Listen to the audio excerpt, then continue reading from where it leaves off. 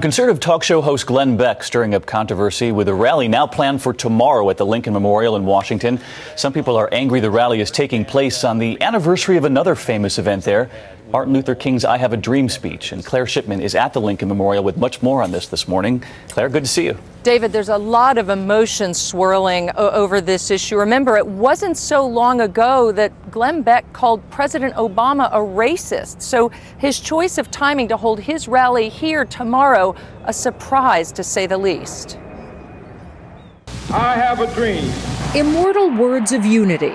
But the 47th anniversary of Dr. King's speech is producing just the opposite. Blacks don't own Martin Luther King.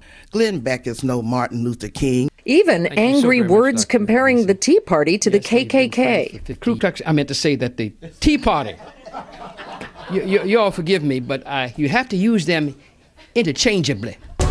All this because of an unlikely rally planned by conservative TV and radio host Glenn Beck for the day of the anniversary on the steps of the Lincoln Memorial. We are doing something absolutely amazing. Beck says his rally, which will feature Sarah Palin and many Tea Party supporters, is meant to honor America's troops. And he insists he picked the date not realizing it was the anniversary of the I Have a Dream speech, but not everybody's buying that. Finally, someone is bringing Martin Luther King's movement back to its conservative white roots.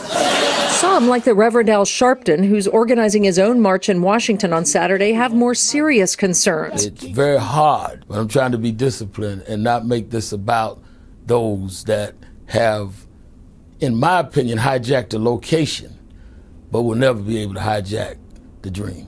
Beck insists he plans to honor King.